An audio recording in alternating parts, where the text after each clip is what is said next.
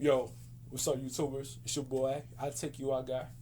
Here with the 48-hour, I would say, mini review of the Sony Xperia C4, which you can get at Best Buy right now. It's an unlocked device, which means you can put any carrier in this device. Now with Sprint and Verizon, I'm pretty sure you got to call them in to get to get the account activated on the Sony Xperia. You got to do all that stuff, and it takes a long time. But if you need like a backup device, this is a great backup device. I wouldn't say it's cheap. It's not cheap at all. It's about $200+. You're gonna spend $200+ on a great device though, because the cameras. If you guys can see my videos with the front facing and the rear, it does a great job. Okay, you won't be disappointed in the selfie game, ladies. If you're in the selfie game, you won't be disappointed in the Sony phone. Not only that, but the Sony cameras, and they have a lot of extra, apps and things that you can edit your photos and all that stuff like.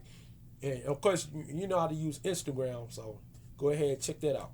But the rear is pretty awesome too, and they both got flash and autofocus and OIS. So no worries in the camera department at all. Go ahead.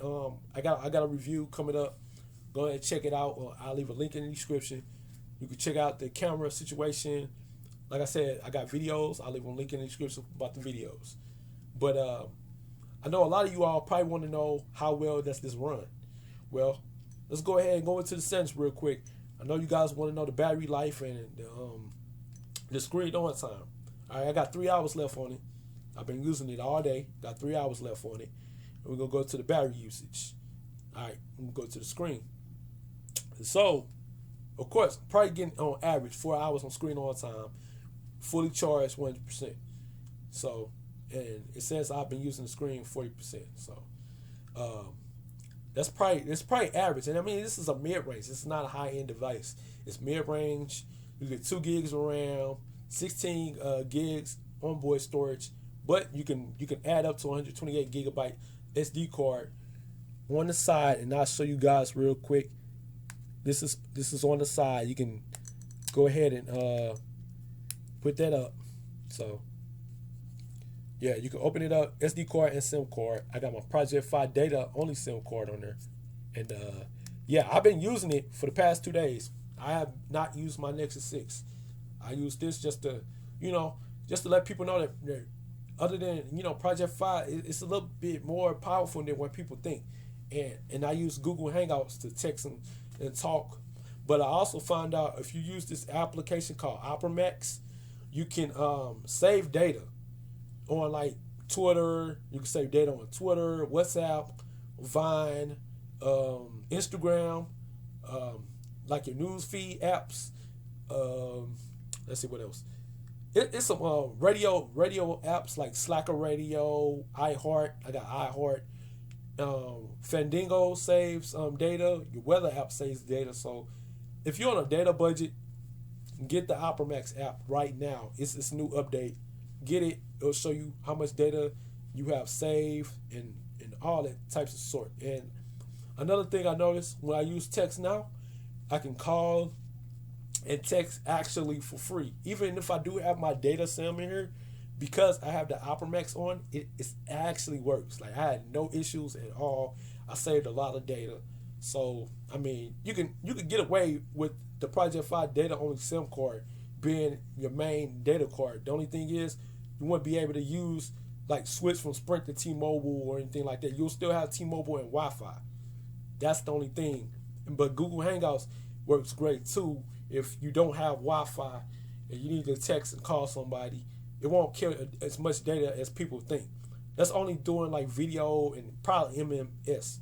So you're doing MMS messaging, you need Wi-Fi for that if you're using Hangouts. But if you're using text now, you just want to call and text, man, that won't kill anything. I mean, neither one of them would kill. So it's a lot of stuff to work around with Project 5. But yeah, the processor is a 1.7 gigahertz octa-core processor, and we can go ahead and go to one of them apps real quick. I think the Geek Benchmark shows it.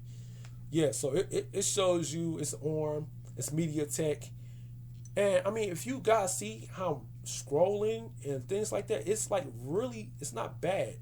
It's very responsible. I mean, it might be responsive slow right now because my battery is low and I don't have enough like juice for all that full power. But I play games on here. Like I said, I use my texting apps, Hangouts, Text Now. I use Feedly, Tweeted.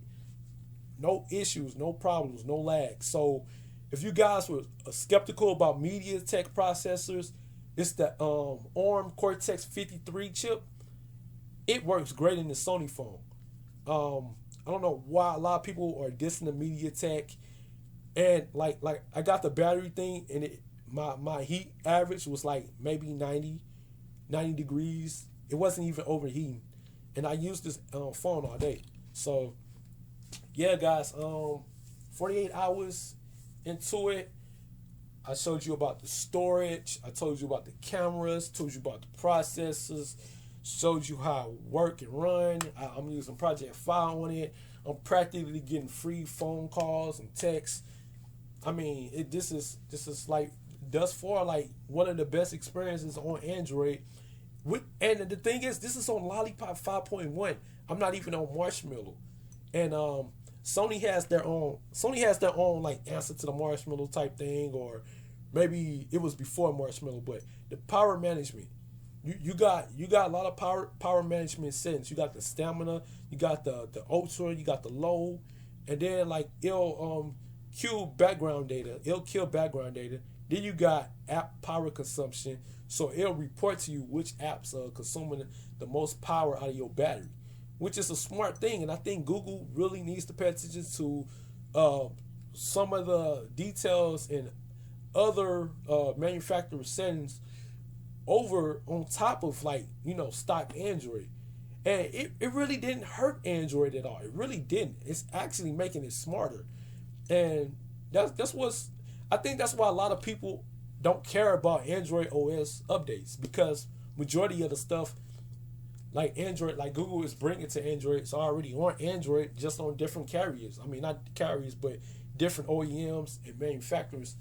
And then these OEMs and manufacturers, they don't care too much about the push, because they like, well, we already optimized our phone to do that in the last update. So why are we gonna redo the same thing similar? The only thing I'm missing that I wish it had was Google Now on tap. I kind of liked that feature, and those, but those works great for the Nexus because they didn't have it. The Nexus line doesn't have all this optimization stuff that Sony, Samsung, and LG has.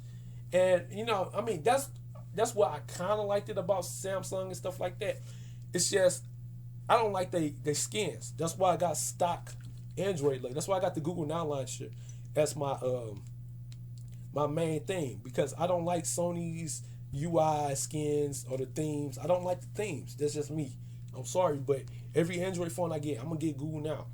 That's I think every Android device should have that. I mean, why not? You have everything at your fingertips for your apps. You can even search. You can search, like if you can't find an app or contact, you can do all that. And then not only that, but Google Hangouts, that's it, man. That's all I gotta talk about. I'll do another video later.